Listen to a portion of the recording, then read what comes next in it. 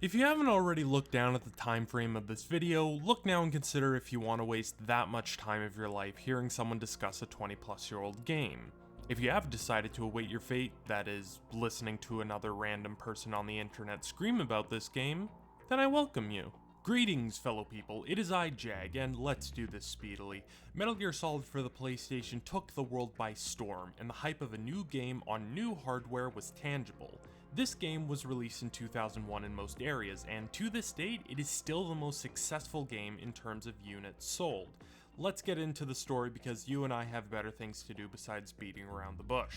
Please skip to this time above for those who don't want any story spoilers. Yeah, most of this video is just narrative, but so is this game, so I hope you can forgive me for that. Rumor has it that the US military is moving a Metal Gear prototype on a boat crossing the Hudson River. Snake manages to infiltrate this boat by jumping off a bridge onto the ship. On impact, Snake's stealth camo shorts out, meaning he has to sneak through the old-fashioned way. Apparently, the Metal Gear Rex plans were sold on the black market after the Shadow Moses incident, thanks to Revolver Ocelot. Because of this, the US military is preparing for the worst by manufacturing what is essentially an anti-Metal Gear, Metal Gear. As things tend to go with Snake's adventures, things take a turn for the worse as the boat is hijacked by Special Ops soldiers under the command of Sergei Glukovich. Glukovich was mentioned briefly in the last game as having sponsored the ex-Foxhound members with military gear. Likely disappointed at the lack of a functional Metal Gear, Glukovich is here to claim the new Metal Gear prototype for himself, thanks to Snake's efforts in the last game. Snake sneaks his way around as per the status quo and meets a woman named Olga. She's Glukovich's daughter, and apparently she's loaded the place up with enough explosives to blow it to Kingdom Come. Snake then uses his tranquilizer to deal with her. As the audience, we know that she is also apparently pregnant, which makes me feel bad for the fetus inside her. The sheer number of times Snake used tranquilizers on her will undoubtedly affect the child's development in the womb. Regardless, Snake finds his way down to the ship's hull, where the Marines, unaware the outside of the vessel has been taken hostage, are given a speech about the new Metal Gear. Its codename is Ray, and like all Metal Gears before it, it's supposedly bigger, faster, and stronger than the last one. Snake gets some pictures of the behemoth to send to Otacon. They're both hoping that by revealing these pictures online, the public will know about the military's secret and unethical weapons. Before Snake can finish uploading the videos and head out of the boat, Ocelot shows up with Glukovich close behind. Glukovich wants the Metal Gear to restore the glory of Mother Russia, though Ocelot turns on him and tells him that he's taking Ray in the name of the Patriots. After some fancy shooting, Ocelot sets off Olga's explosives to destroy the boat's structural integrity. Ocelot makes his way up to the cockpit of the Metal Gear when Snake reveals himself to try to stop Ocelot. Ocelot then starts acting strange as he starts talking exactly like Liquid. It's not that he has a cool party trick of impersonation, it's actually that his new arm was once Liquid's, and now the arm, at the side of Snake, has taken over Ocelot's body. For those who forgot, Ocelot's arm was sliced off by a Grey Fox near the beginning of Metal Gear Solid. Apparently, he just so happened to find a way to use Liquid's arm for himself, though now it seems Liquid's arm found a way to use Ocelot. Ocelot/Liquid taunts Snake by saying that soon, Snake will be another dead clone. Since Liquid and Snake were born from the DNA of the Big Boss taken from when he was in his 50s, their DNA was flawed because of the boss's old age. Before much more can be said, Liquid/Ocelot make their way into the cockpit and leap off the boat in Metal Gear Ray, leaving Snake behind to tread water. 2 years have passed since the explosion of the boat, and because of the massive amounts of oil it spilled into the ocean, the US government built a facility called Big Shell to clean up the spillage. Big Shell is divided into two main areas, Shell 1 and Shell 2. Each shell has a total of 7 facilities, 1 in the center and 6 surrounding in the shape of a hexagon. When the president and other high-ranking officials were stopping by, the facility was, unsurprisingly, taken over by a group called Dead Cell with the help of Russian mercenaries. Dead Cell was essentially another government special ops group that went rogue. The group leader claims to be Solid Snake, and he demands that the government pay a few $billion for the safety of the president and the surrounding ecosystem. If the terrorists blow up Big Shell, the unregulated mixture of chemicals from Big Shell and the oil will make the nearby ocean water toxic for decades. Seeing as the government would rather not pay the fee, they send in 2 teams of US Navy SEALs and a secret Foxhound operative, Raiden. Yes, it doesn't take long for the player to realize that they aren't in control of Snake, especially since Snake apparently drowned after the tanker exploded, the explosion that he was blamed for in all official reports of the incident. On Raiden's mission, he is aided by the returning Colonel Roy Campbell and Rose, a data analyst and lover of Raiden. Raiden sneaks into the facility by swimming under and up into the facility, where he waits for the elevator to come down so he can take off his swimming gear to reveal his beautiful hair. Yes, this intro is very reminiscent of Metal Gear Solid, and there are multiple other similarities to that story, but I'll get to that soon enough. While Raiden manages to make it into the facility, it seems like someone else snuck in just ahead of him. Regardless of this mysterious person and their objectives, Raiden is tasked with saving the hostages and neutralizing the terrorist threat. The operation doesn't take long to run into trouble, as while the SEALs team managed to find the president, they were ambushed by this crazy individual, Vamp, who looks and acts just like you'd expect from someone whose name is just short for vampire. He effortlessly takes on the squad of these soldiers, and before he can get to Raiden, Raiden is saved by a soldier named Pliskin. Vamp gives Pliskin a sniff and finds him intriguing, so he leaves to go tell the other members of Dead Cell. With a very familiar voice and look, Pliskin tells Raiden to contact him about any questions about Big Shell's infrastructure, as he was apparently briefed on the matter before being dropped off. Raiden leaves to recover the president, though he finds the man unconscious near this woman who is casually wielding a railgun. While the other squad of SEALs attempt to neutralize her, their bullets are ineffective as the shots always veer off as to not hit her. She then takes out the bridge and the squad of soldiers with her railgun, and she and Vamp make it into the center of Shell 1 with the president. The colonel contacts Raiden and tells him that he should prioritize disarming the explosives in the building, as the group may blow it up now, seeing as they know the US sent in forces to try and apprehend them. Raiden locates the bomb disposal expert the SEALs brought in for the mission, Peter Stillman. Stillman was apparently the mentor for one of the members of Dead Cell, Fat Man. Fat Man was the one in charge of laying out the explosives all across Big Shell, and as such, they felt bringing in someone who would know how he would work would be beneficial in assuring that nothing would go wrong. Stillman tells Pliskin and Raiden how to disarm the bombs using these freezing devices. He also informs them that all the bombs should contain the scent of Fat Man's cologne because Fat Man is quirky, I don't know. Pliskin is sent to deal with the bombs in Shell 2, while Raiden is sent to remove all the bombs in Shell 1. Before Raiden leaves, he is given a security card and a warning from Stillman. Stillman is convinced that Pliskin isn't a part of the Navy SEALs, as his mannerisms and the fact that Stillman didn't recognize him from any of the teams throw a lot of doubt into Pliskin's backstory. It is now at this point in the story where if you can't make an educated guess on who Pliskin really is, then I have little hope for you to fully understand the narrative of this game when things get ramped up. Raiden freezes some bombs, though Stillman is confused at the bombs' locations. None of them were placed in any areas that would affect the structural integrity of the building. Raiden and Pliskin continue disarming in the meantime. Raiden runs into Olga, and the most important thing about this interaction is that she is still alive, she's in charge of the Russian mercenaries, and she can do a sick flip and disappear trick. The team later realized that large stashes of C4 were placed at the ends of Big Shell. They didn't contain Fat Man's signature scent, meaning Fat Man tricked Stillman by pretending to be predictable. By deactivating the smaller bombs, they unknowingly armed the larger ones. Stillman is killed by the mass supply of C4 by the edge of Shell 2, though thankfully, Raiden can locate the second bomb before it goes off.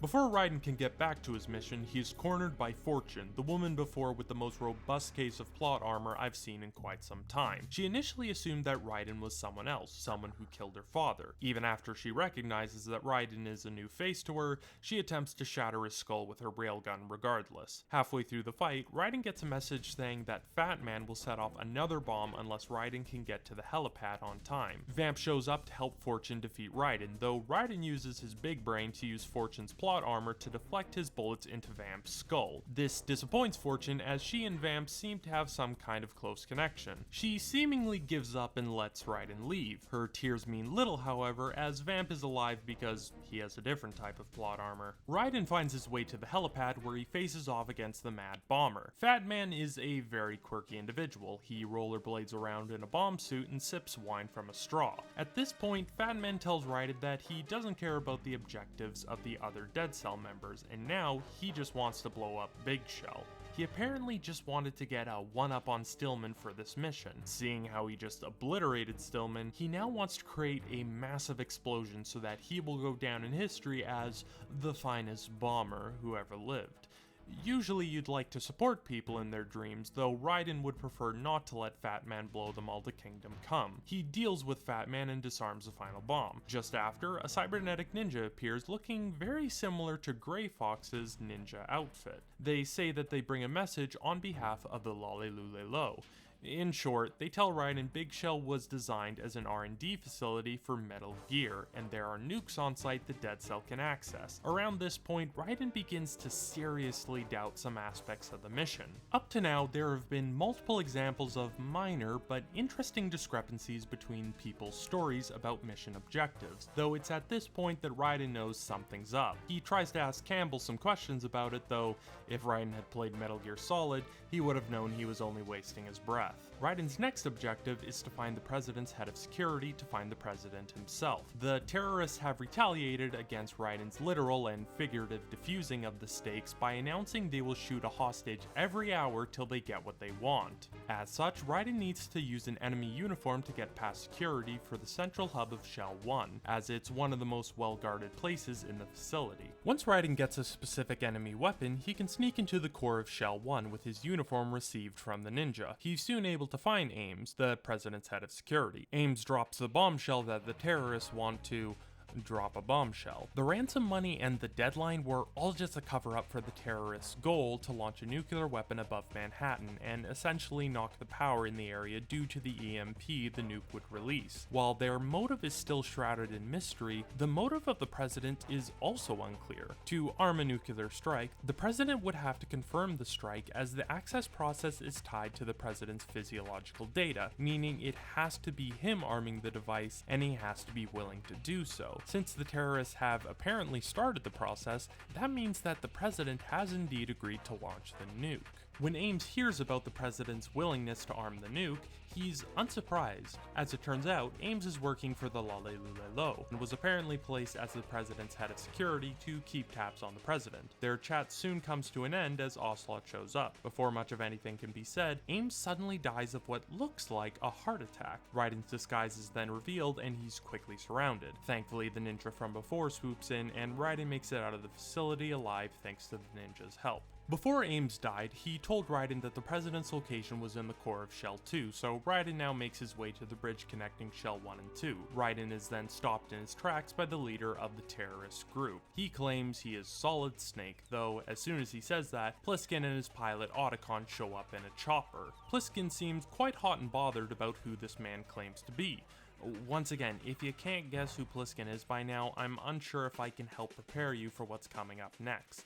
It is then revealed that the man claiming to be Solid Snake is actually Solidus Snake. Solidus jumps into a Harrier jet, and the battle ensues with Raiden on the bridge with Stinger missiles, Pliskin and Otacon in a chopper, and Solidus and Vamp in the plane. The heroes manage to take down the jet, but before it can crash into the water below, Metal Gear Ray splashes out of the ocean and catches it. Vamp exits the jet and does a Jesus, and Solidus escapes under the water, though he doesn't leave unscathed as one of his eyes was taken out during the battle. Once Raiden manages to make it across the heavily damaged bridge, he finds himself in the core of Shell 2, where the president resides. He locates the president, and the president does something that, unfortunately, doesn't seem too out of the ordinary for US presidents. Raiden soon addresses the elephant in the room by asking why the president agreed to arm the nuclear device. The president answers, though his answer is where this game starts to get interesting, or unnecessarily convoluted. Pick your poison. So as it turns out, he wanted to have the nuke armed as a way to bargain with a group called the Patriots. You see, the Patriots, or the Lalelulelo, control just about everything. A direct group of 12 individuals control the US from the military, financial services, and political parties. While everything has the front of democracy and free will, the Patriots pull the strings. Johnson, the current president, was selected by the Patriots after they removed the last president from power, George Sears, or as we know him, Solidus Snake. Solidus was the third child in the Les Enfants Terribles project, and his genetic makeup is almost perfect to the original boss. While Liquid was designed to have the most dominant genes and Solid to have the most recessive, Solidus was more or less a balance of the two.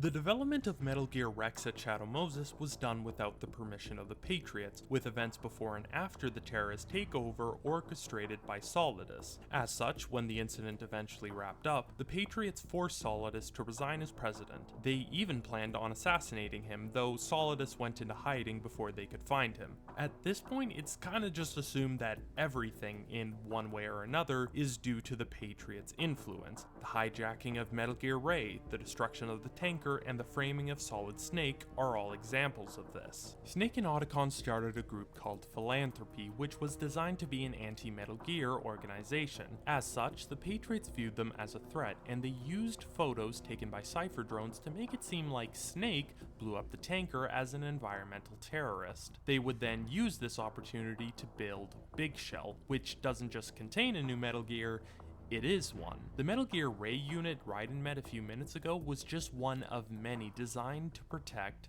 Arsenal Gear, the most oversized and overpowered Metal Gear yet. Big Shell was never cleaning up any contaminants in the water. Its only purpose was to look like something was happening on the surface, as underneath laid Arsenal Gear. While its massive size and firepower are impressive, its newest feature is the GW system. With the beginning of the digital age, the vast amount of information that is spread would threaten a covert group like the Patriots, who secretly control everything. As such, they created the GW system to monitor, censor, and augment digital information to form information to their liking. Not only will this eliminate any threats to the Patriots, but it will also help increase and strengthen their control. Once the system goes online, the Patriots will, more or less, have complete control of everything online. It will be the most dangerous piece of technology ever developed, both being able to launch nuclear weapons and create a cover-up story simultaneously. While President Johnson originally was with the terrorists, as he wanted a way to leverage power so that he could become one of the 12 leaders of the Patriots, Solidus had other plans. While the president wanted to join the Patriots, Solidus desired to challenge them, and as such, the president soon regretted arming the nuke. Thankfully, the arming device needs to check in with the president's vital signs an hour after the initial arming process, meaning that if the president were to die, it would disarm the terrorists' current nuclear abilities. Johnson gives Raiden a disk containing a computer virus based off of Foxdive for some reason,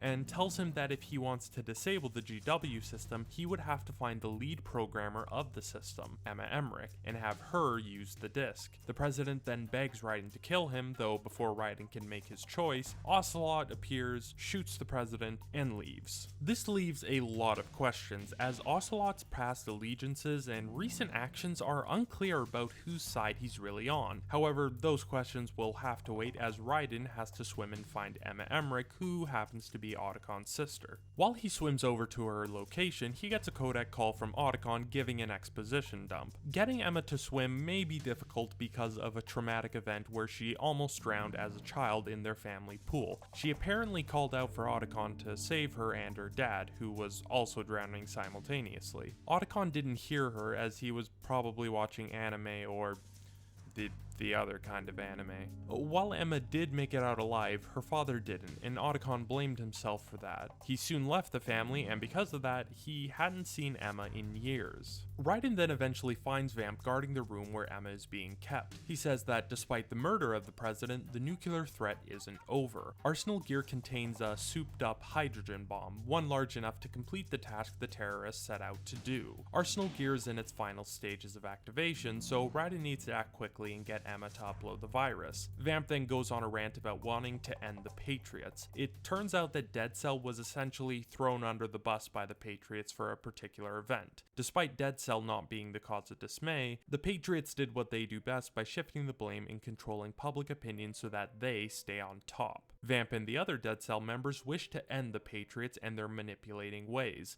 However, Raiden doesn't feel much sympathy for them as they have already killed countless people up until this point and they are still planning on launching a nuclear bomb. After weakening Vamp with a few bullets to the skull, he drowns, leaving Raiden to rescue Emma uninterrupted. While at first terrified of Raiden, Raiden convinces her he's here to help, and they make their way to the core of Shell 1, where she can upload the virus. Apparently she was injected with something that heavily weakens her legs, so she can't swim or walk without help. Through their traveling, you get a little more exposition on her and Otacon's history. They used to be quite close, but their relationship became non-existent after the pool event. They were step-siblings.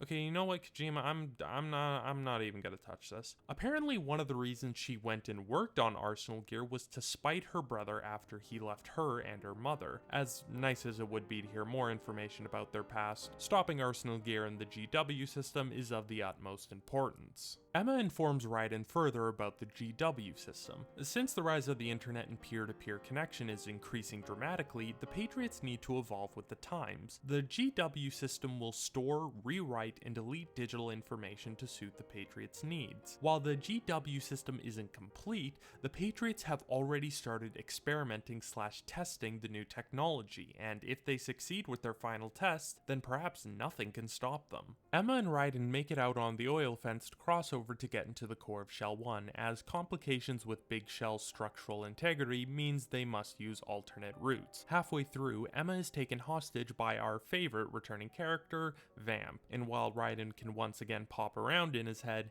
he isn't quick enough to stop him from stabbing her. With her in critical condition, Snake carries her to the core of Shell 1 with Raiden close behind. Once they're up there, she can get past security so that the virus can be uploaded. The virus begins uploading, though before it can be finished, the GW's antivirus kicks in and stops the transfer at 90%. This is naturally frustrating for the heroes, though they keep their complaints quiet as Emma is about to pass. She tells Otacon how she never hated him and started doing Metal Gear related things to be more like him, maybe one day so that she could see him again. It turns out that Emma wanted step-sibling things, though Otacon would never do that. She then dies in his arms, and then he just randomly tosses in the information that he didn't run away because he blamed himself for ignorance of her and his father drowning. He left because he had a relationship with her mother, his stepmother. Yeah, so apparently she seduced him once, and their relationship just kinda continued for a while. When Otacon's father eventually found out, he promptly killed himself by drowning in the pool.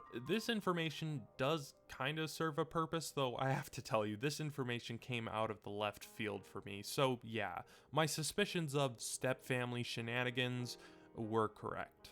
Otacon isn't given much time to grieve his sister's death, as Arsenal Gear is in its final stages of activation, and once activated, it will move and thus collapse Big Shell in the process. Otacon is ordered to save as many hostages as possible, while Snake and Raiden find a way to infiltrate Arsenal Gear. To get in, they will need help from someone on the inside, and luckily, they have the service of the ninja, who turns out to be Olga. This revelation is cut short when Raiden is knocked out by her, as she and Snake have different plans than Raiden. Raiden wakes up in a familiar-looking interrogation room, with Solidus and Ocelot standing by. Through their discussions, Solidus reveals that he knows who Raiden is and his origins. While I have yet to talk about this much, Raiden, aka Jack, is pretty secretive about his past life. Unbeknownst to Jack, this is because the memory of it was heavily suppressed by the Patriots, as well as severe childhood trauma, I presume. Jack was once a child soldier, for which Solidus was a father figure of sorts. Even as a child, Jack became a skilled soldier, gaining the nickname of Jack the Ripper. When Jack was 10, he was taken to America by the Patriots, and from there, they worked and manipulated him to be the person he is now. Solidus and Ocelot then leave, and Olga quickly makes an appearance and chats with Raiden. She reveals that she isn't actually working with the terrorists, but indeed,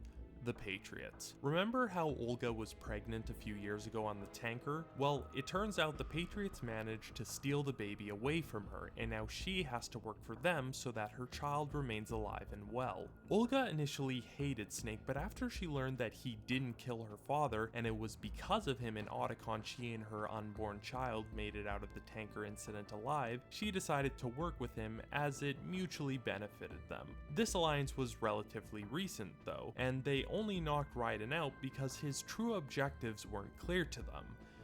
Though in all fairness, his objectives aren't clear to him either. Shortly after, she leaves the room and deactivates the restraints on Raiden. Raiden then streaks by until he can find Snake, who has all his gear. On his way over, he gets a rapid succession of codec calls from the Colonel, each getting progressively odder than the last. Before Raiden finds Snake, he gets a call from Rose. I've been silent on the front of the codec calls between Jack and Rose. They do fit into the plot and they are essential.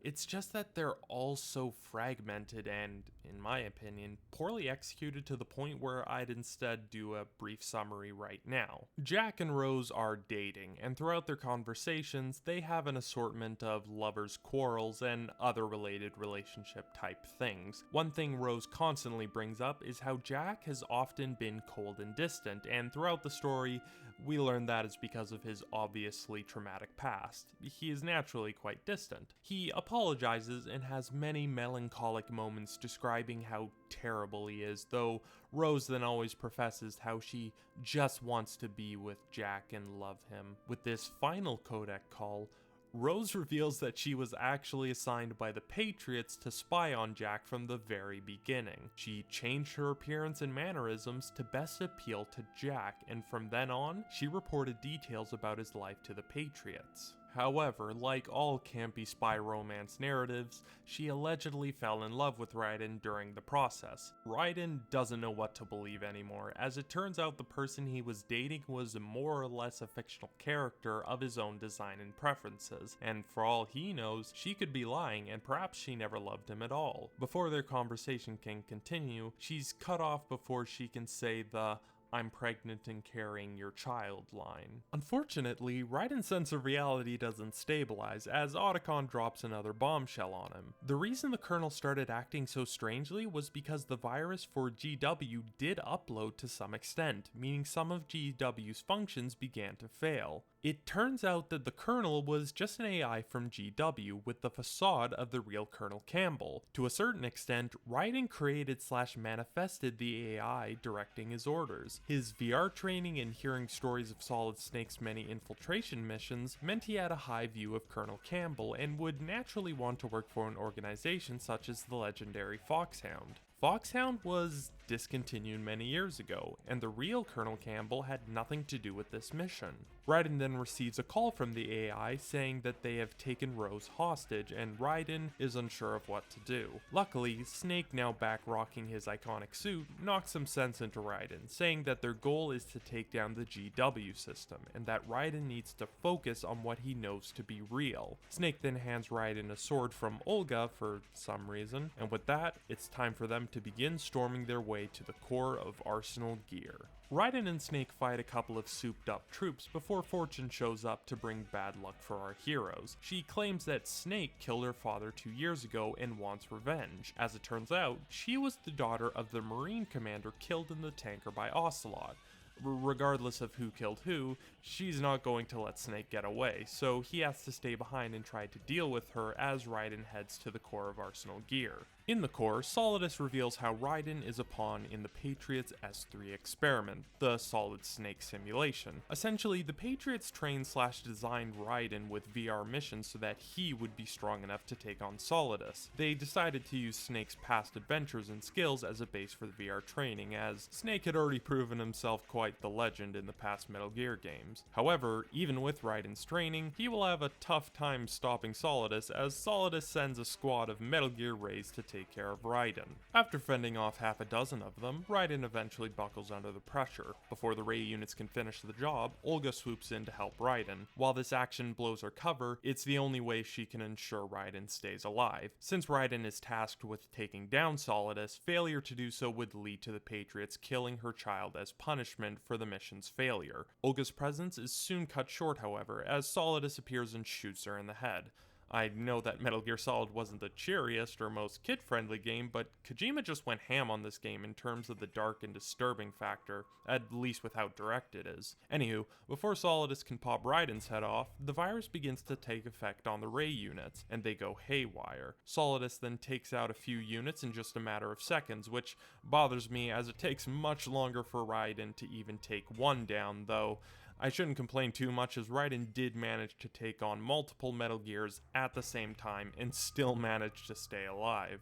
Due to the spread of the virus, Arsenal Gear begins surfacing out of the water as an emergency measure. Raiden is then knocked out by Solidus and later regains consciousness on top of Arsenal Gear, with Solidus, Ocelot, Fortune, and a captured Snake. Solidus then starts monologuing about how he was never really planning on using the hydrogen bomb as an EMP. What he wanted was to find the names of the 12 leaders of the Patriots. Because the GW system was designed to censor information to keep the Patriots concealed and in control, it must mean that the system contains details on what kinds of information to erase or withhold, such as the names of these individuals. His plan was to give Fortune the command of Arsenal Gear, and while the Patriots were distracted by trying to attack/recover Arsenal Gear, he would use the list of names and kill them one by one. When Raiden, Snake, and Otacon uploaded the virus, it naturally corrupted the system to the point where the names were no longer there. While this seems like an end to his plans, Solidus believes that Raiden may still be the key to finding the information about the Patriots, as he was so heavily involved in the S3 experiment.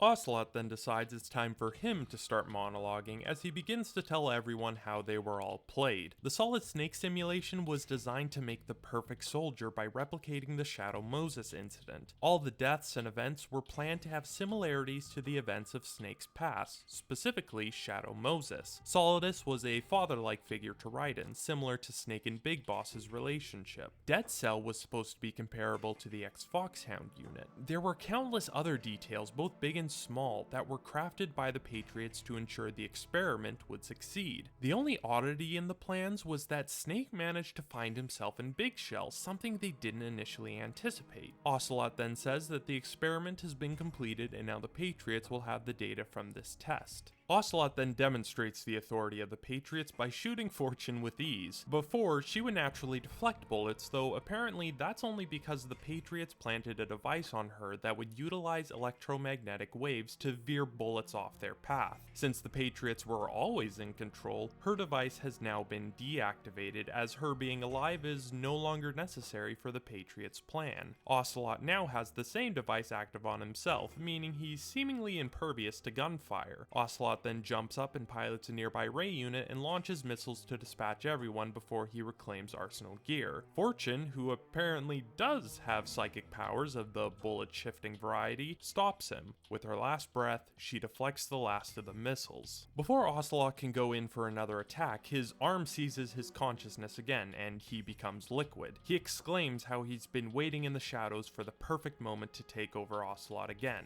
Liquid's consciousness was the one that tipped Snake information about the situation on Big Shell, though naturally this wasn't out of brotherly love. Liquid's goal is to defeat the Patriots, though instead of working together, he also wants for there to be only one Snake, one big boss, so he sends a digital command for Arsenal Gear to crash into the nearby Manhattan area. Liquid then jumps off and leaves to find the Patriots, though Snake follows in pursuit. Arsenal Gear then crashes, leaving just Raiden and Solidus alone. Solidus, appreciating the geography, goes on a tangent about how his actions were honorable and never about power for himself. The Patriots aim to control and coerce humanity, while Solidus only wants freedom to reign. No more micromanaging and pulling strings from the shadows. He only wants society to decide its own fate and limitations. If the Patriots win, they will only further wipe away the drive for human freedom with the censorship of digital information. The spirit of humanity is supposed to live on through history and the passing of one's genes. While most people can have children to pass on their legacy and stories, the children from the Les Enfants Terribles project were programmed so they couldn't reproduce. Solidus, like any other person, wants a legacy, a way to put a mark that doesn't expire, something the Patriots can't hide. While this sounds relatively decent and fair, Solidus has done many unforgivable things, and his tone demonstrates more ego than compassion. Solidus then proudly proclaims the name of the game,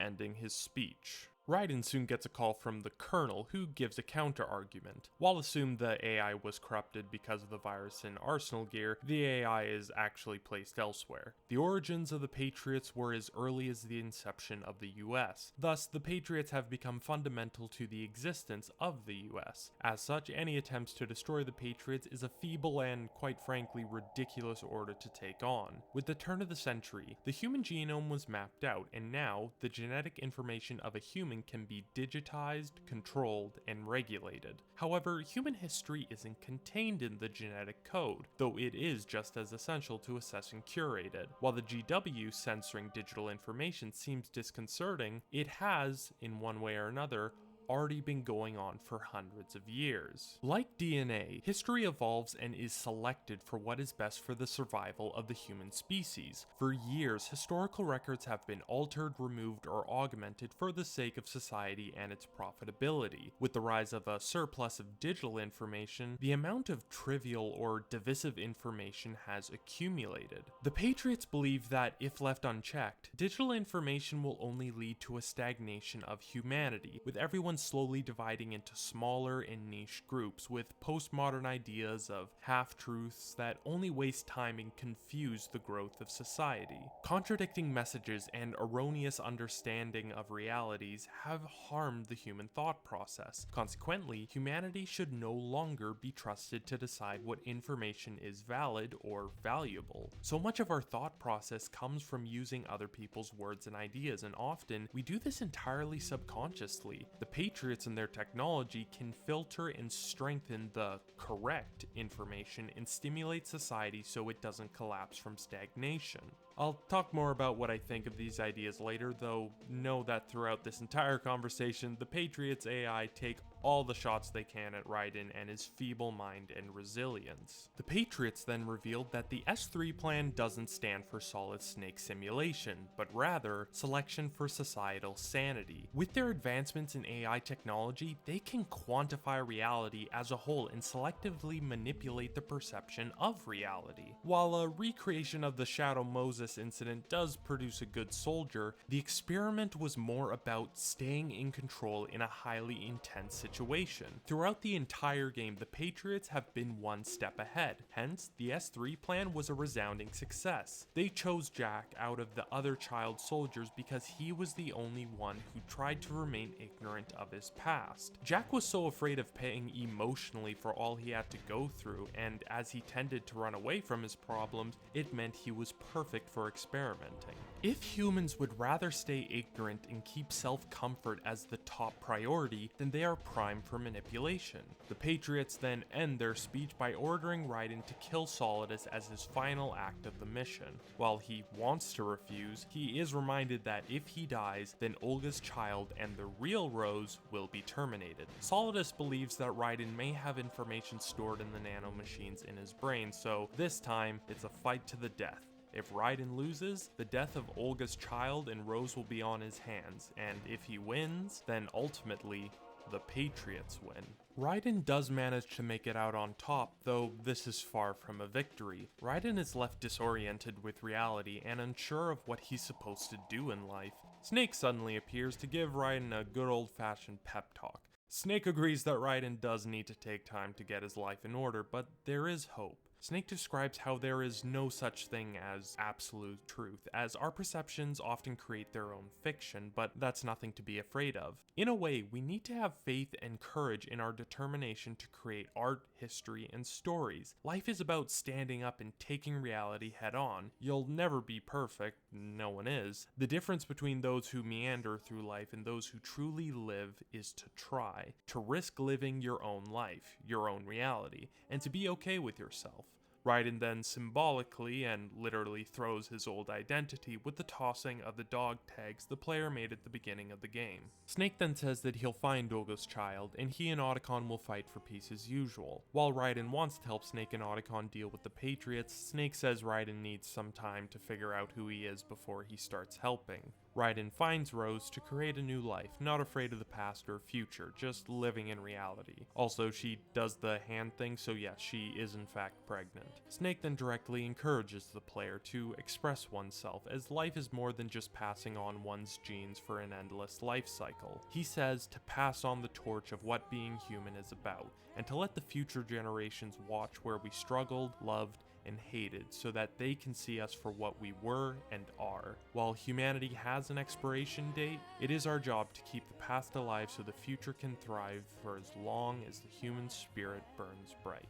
After Snake's lovely message, we transition to a call between Snake and Otacon. Snake apparently swapped out the virus disk Raiden had with another copy, meaning they now have the original virus. Their suspicions of a magical disk that would fix their problems and not fully trusting Raiden at the time led them to create a duplicate and hold on to the original file for study. It was likely the disk was designed to wipe important information out of the GW system if it was ever activated without the Patriots' consent, such as the names of the 12 leaders of the Patriots. Luckily, Otacon managed to crack into the code of the disk and found the 12 names of the Patriots. The issue is that all the Patriots are dead, and have been dead for almost 100 years. Oh my goodness, that took a long time, but that's kind of the thing with this game. It's a well-known and somewhat notorious fact that this game's story is a long road of twists and turns that keep getting wilder and wilder. Kojima saw the 4.7GB DVD capability of the PS2 in the early 2000s and thought, dang it, I'm going to have to budget my resources to get this game to work. The number of cutscenes, codec calls, and unique interactions in this game is super impressive for a PS2 game in 2001. If Kojima stuck the same amount of cutscenes and voice lines compared to Metal Gear Solid, it would still be awe-inspiring and ambitious for the time, but Kojima had to have his way, and his way meant 50+% of this game would be solely story-based cutscenes. The main methods for storytelling in this game remain the same as the previous one, with the addition of listening to dialogue in real time in particular circumstances. Most of the story, however, is done in a manner similar to MGS1. Big action set pieces or important events play out in full motion cutscenes, while the codec calls carry a lot of story exposition, gameplay advice, and other info dumps most of the time.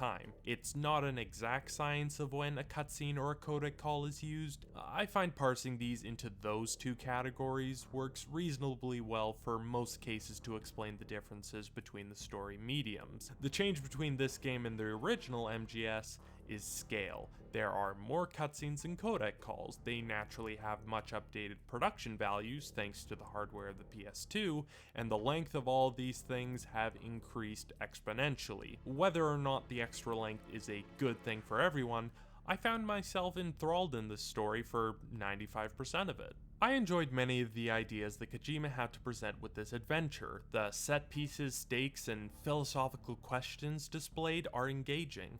Again, as I said in my last video, a ginormous part of this game will be unfulfilling or potentially irritating if you don't like codec calls. Luckily, the ratio between codec calls and full motion cutscenes is better balanced in this game compared to the first, at least in my perception. Because of the extra space in the PS2 DVD and more advanced hardware than the PS1, Kojima made much grander cutscenes more frequently, while in the original game, they were more sparsely used and oftentimes shorter. While there are still more codec calls than in the original MGS, there are comparatively a lot more cutscenes for this game compared to the original. For the most part, the full motion cutscenes hold up very well, with one glaring issue.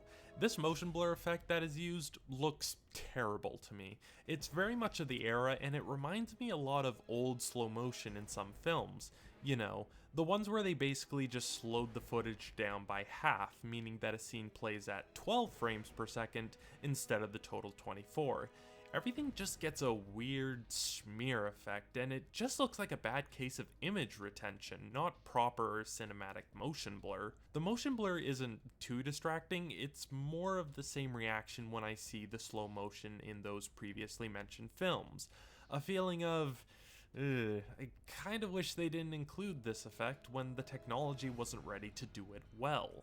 Besides that, everything else regarding the visuals holds up really well. Again, it doesn't compare to most games nowadays, though the models, textures, and world detail holds up well enough today, and you can see that a lot of time and effort was poured into the designs of this game. Characters and their interactions with the world are expressive, and the actual direction, voice lines, and other related details mean this game's story still holds up to what we've been able to achieve in the past 20 years since the release of this game.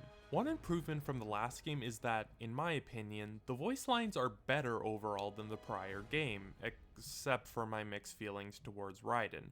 I mentioned previously how some lines in MGS1 felt off or a little corny. This game didn't have any of those moments, except when Raiden is on screen. Any weird or off-putting voice lines happened when Raiden starts acting and reacting like, well, Raiden. People who have played and reviewed this game often give Raiden a hard time, though after playing this game, I understand why. He can be a bit of a doofus and an emotional buffoon at times. While the joke with MGS1 is Snake asking too many questions, it often feels like Raiden is simply incompetent. While there are moments where Raiden acts normal, there are far too many times where I just thought he was an imbecile, and not necessarily in a funny or relatable way.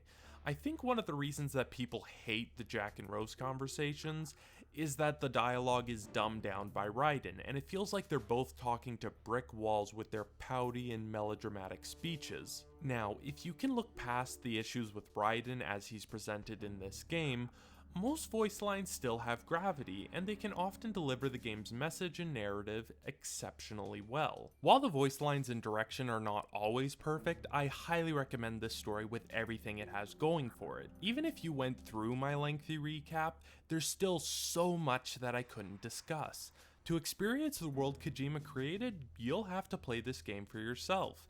It's one thing to hear a quick story recap, and it's another to listen to every bit of dialogue, watch every cutscene, and understand the ideas presented as Kojima intended them to be displayed. Many people have said that MGS2 was Kojima simply predicting the future. While I don't know if he was always correct about some predictions he perhaps made about the future of online society, I agree that there are an impressive number of correct predictions. I can think of many examples where he was dead on with some of the issues we are dealing with in today's society, especially in the Patriot's final speech. Again, playing this game is the only way to genuinely experience this narrative. Unfortunately, the actual game is where my opinion of this experience is a little rockier. It's best to go over some of the straightforward changes between games. Like every other Metal Gear sequel thus far, it adds and changes some items and weapons, expands the enemy AI to act more realistically, and enriches the environments in scale and complexity. Nothing too out of the ordinary in terms of a Metal Gear sequel, and a sequel on next generation hardware in general. The immediate noticeable change in terms of gameplay is the first-person view.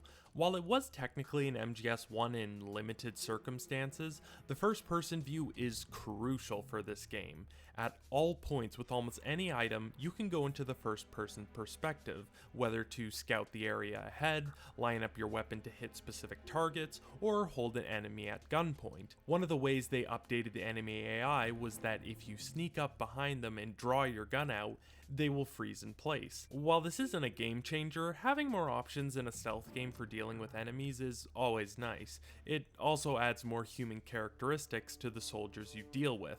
Before, if you did that in any other Metal Gear game, they would round up the hive mind and start firing at you without a care for themselves. This game shows these people as having a sense of self-preservation, and I can appreciate that detail. While this kind of enemy interaction gets further developed in later games, its addition in this game only adds to the experience in a positive way. Another upgrade to the enemy AI is being able to discover and potentially awaken fallen allies. New to this game, you have a tranquilizer which knocks soldiers unconscious. When you shoot or knock someone out, they don't simply despawn. Just like in real life, if you don't hide the body, someone will be bound to notice eventually. You can conceal enemies in lockers or drag them to areas where another guard is unlikely to go. When carrying these enemies, there's also a chance for items to drop out of them. It's a nice way to deal with enemies in a non-lethal manner while still being able to stock up on supplies. Anywho, when enemies see something suspicious, whether a downed soldier or you quickly passing on the edge of their vision, they will usually approach. When they can confirm something is suspicious, they will usually call an alert of varying severity on their radio. I'll talk more about the radio mechanic when I start ranting, but I'm getting ahead of myself. One of the changes I like in theory the most is the changes to the radar system. For the previous two Metal Gear games, the radar allowed enemy and area details to be displayed to help guide the player. With the earlier games, this was necessary for a stealth game, as having more or less a top-down perspective meant that visibility was always limited. With this game, seeing as it's more open and the radar made some stealth sections too easy in the previous games, they changed it so that each area has its own map that you first have to download from these stations before you can use the radar in the specific area.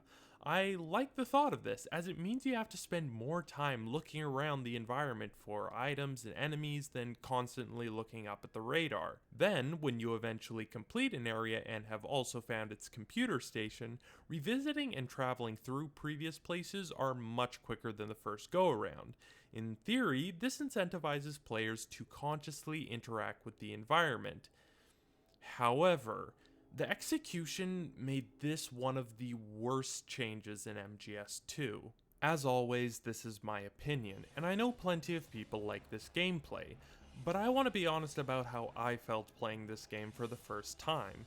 The issue with taking the radar away is that this is still fundamentally a top-down experience. While there are more ways to increase or specify your vision, like the first-person view or pressing up against a corner, you usually have to go out of your way and take more time to do those things. This can be a drag if you do this with every square inch you walk. However, if you choose not to do those things rather frequently, you'll get spotted by an enemy within seconds. While there are more open areas in this game which helps with your general visibility, there are still plenty of places which are just as claustrophobic as in previous games, and while you may not be able to see an enemy immediately, don't worry, they'll be able to see you from across the room almost instantaneously. So, you have a problem. You have to spend a lot of time being scrupulous with constantly changing your perspectives to avoid getting caught. Okay, so maybe you just need to adjust your expectations and slow down, take things seriously. The issue is that this game doesn't want you to do that either. Remember how I mentioned enemies using radios to communicate and send in reinforcements? Well, their communications can go both ways. If you happen to take out a guard and headquarters tries to check in via radio, they'll get suspicious and send a squad of reinforcements to investigate why the soldiers in the area haven't given a status report. Since taking out the guards is by far the most efficient way to get through areas unseen, it makes it so that once you take out an enemy, it's almost like an invisible timer starts its countdown before the enemy HQ gets suspicious and swarms the area with more soldiers. Because you don't want reinforcements, you'll naturally want to be quick. Unfortunately, as described before, the game's stealth isn't designed for the player to be quick on their feet, as that may lead to you falling into a trap or being surprised by an enemy hiding around the corner. The only way I can think of avoiding HQ getting involved is by not dealing with the enemies. However, that isn't the best idea when you don't have a radar. For all you know, leaving more enemies up and about dramatically increases the chance of them appearing from behind a corner and alerting the entire SWAT force to go after you. This was by far my biggest frustration and critique of the game. I don't want to spend every second looking over my shoulder, as the game seemingly doesn't want me to do that. Even if it did, it just feels boring and irritating to me to walk 3 steps, look around, walk another few steps, and repeat till I finally find the objective or the computer station with the map. The worst part of all of this is that the whole game is ranked. Like in the last game, you receive a rank at the end with how quickly you beat it, how many times you alerted the guards, and things like that.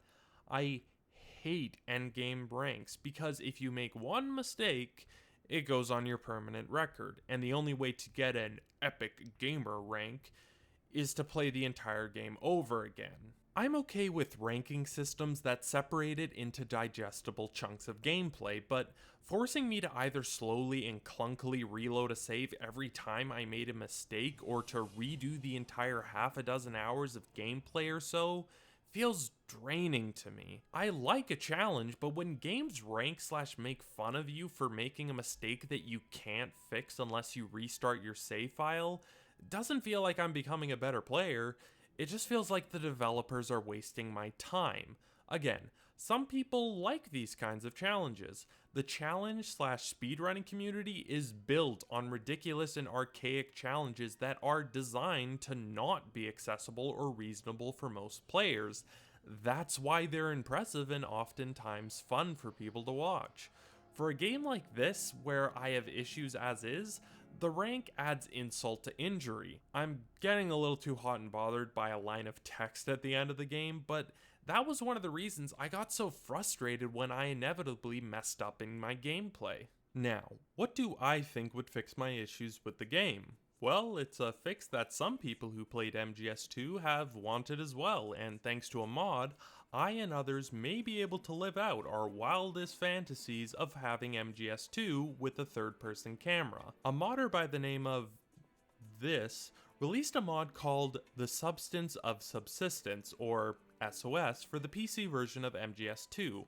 It does many things to update the old release for modern day PCs, but the most significant version difference is the ability to play the game with a third-person camera view. I haven't played it yet, but I'm reasonably confident that having a perspective like this would enhance my experience. It gives a better field of view of what's ahead, which would be enough to smooth over what I consider the rough edges of the game's difficulty. Seeing directly in front of you instead of a smaller top-down field of view would help you see enemies, hazards, and entrances / exits to areas you need to get to. You can still move quickly through the levels while attentive to the surrounding environment, instead of clunkily having to totally stop your movement and press a button to go into first person view.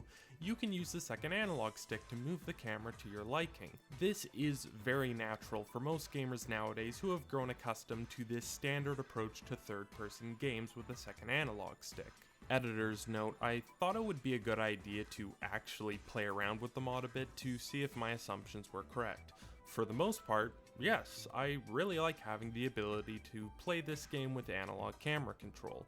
The FOV is a little closer than I would like it to be, and there are still a few sections where it definitely shows that the game wasn't designed for a third-person camera. Luckily, I still think this is a better way to play in my opinion, and thanks to a quick button combination, you can easily switch between the fixed camera view and the new third-person view. Overall, huge props to the modder who brought this project alive, especially with all the technical hurdles they had to jump over to get this game to work properly. And that concludes the editor's note. The other thing this mod could help fix is the fact that I could choose my controller. I'll talk more about this later, but I played the PS3 version of this game and used a standard DualShock 3. Before playing this game, I decided to do a deep clean of the controller, as this was the first time I would actually use it to play a game on the PS3, as I got my PS3 and controller used. Long story short, I unknowingly messed with the shoulder pads when reassembling the controller. In the game, the controller would sometimes be super sensitive and activate unintentionally, meaning that I would equip or unequip items by accident. With all the gameplay issues I had before, I'm sure it's easy to understand why having controller issues would only further infuriate me.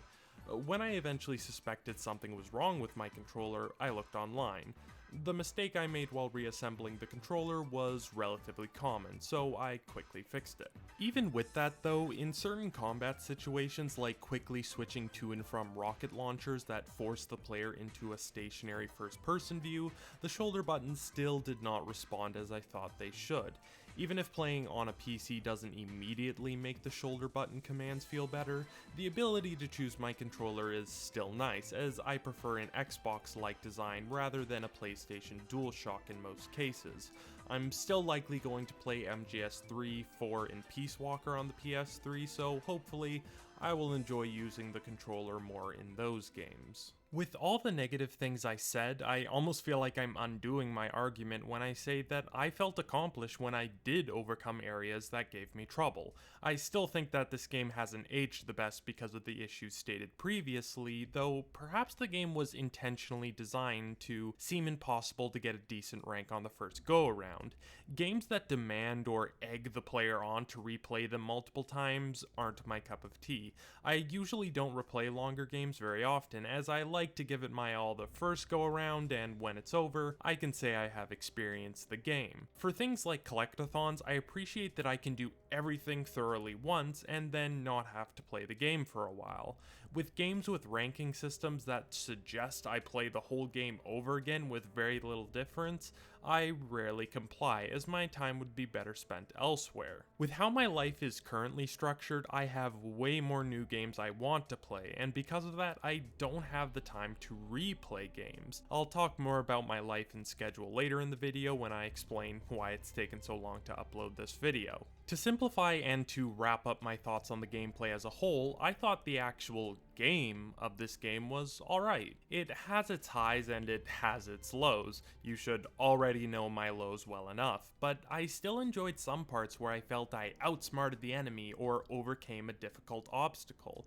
Whether I was happy because I felt accomplished or just glad my temporary misery ended, who's to say?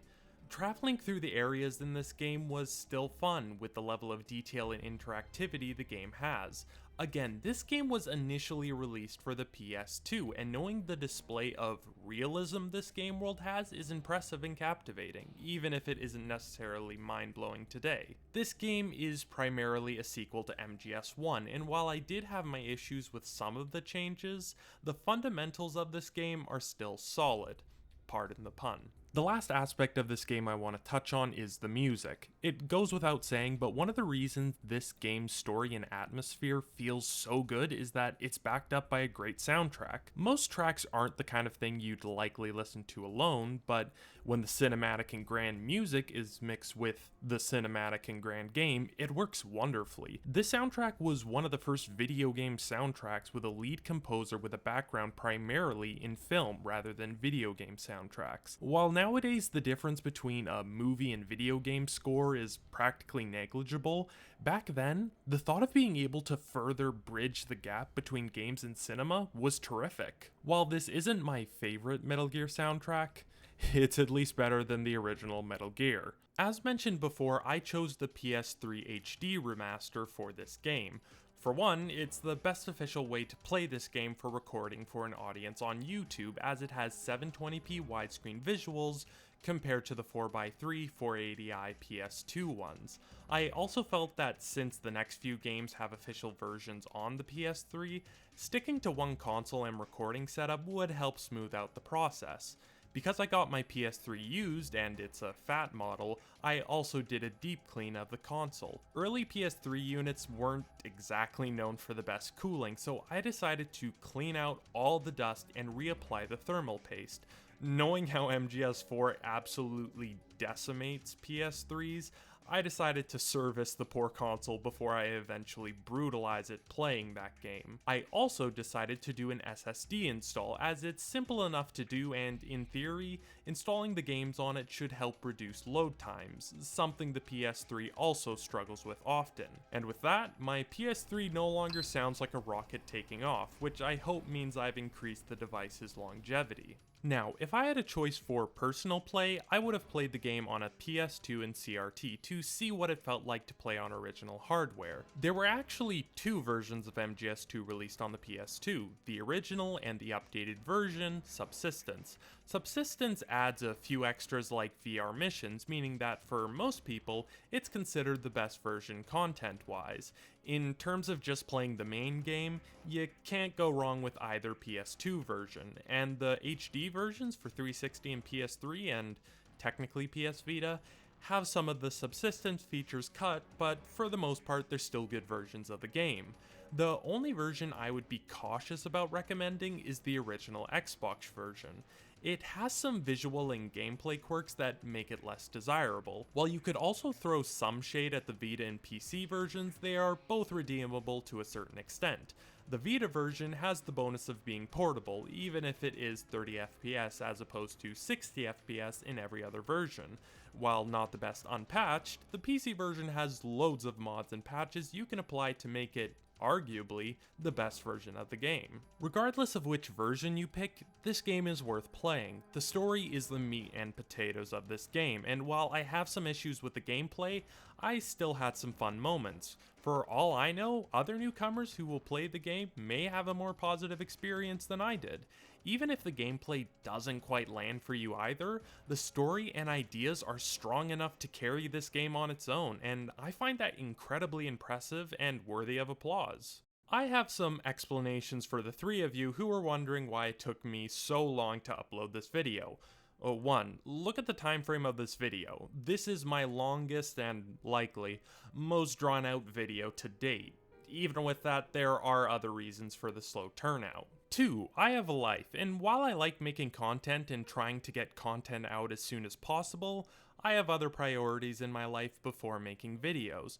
I like to maintain a healthy lifestyle that encourages physical and social health, which can envelop a lot of time.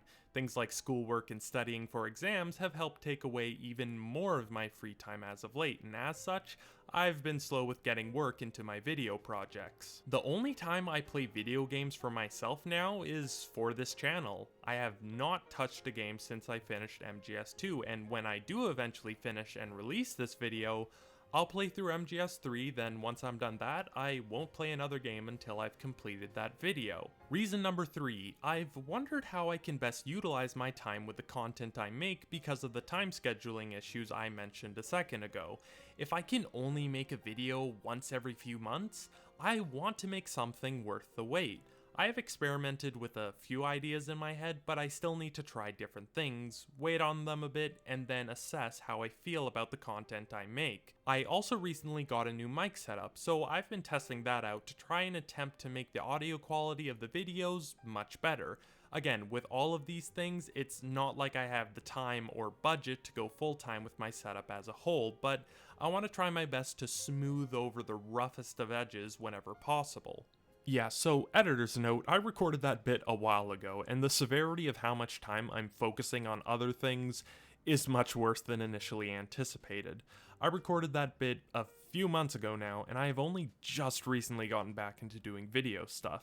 I've been very focused on school, which thankfully I've been doing really well at. I've primarily been studying STEM-related courses. While I find them relatively easy and fun, as of now at least, I still have to put in a decent amount of time to finish homework and properly study to raise the chance of assessment success. Because of this, I will likely approach things much differently regarding this marathon. I'll do much shorter story recaps and make my points about the game straightforward and quick. This will also hopefully help the quality of my projects. When the videos get too long, the quality often tapers off at the end, as I want to get things done and move on.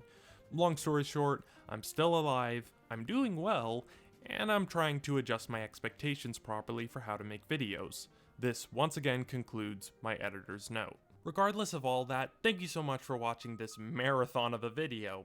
However, we have to continue the actual marathon next time with Metal Gear Solid 3. I'm very excited to play this game, as while I feel I don't hear as much about it being legendary or game-changing, I have heard a lot of people consider it one of the best Metal Gear games, if not one of the best games of all time, period. I've also heard that the story is more laid back compared to this game, and while I do like the story of this game, I'm excited to get something that doesn't require me to spend as much time as I did recapping the entire story. With all that out of the way, I hope to see you all in the next entry of the Average Canonical Metal Gear Retrospective. I was and am Jag, and I hope you all have a wonderful morning, evening, or afternoon. Take care.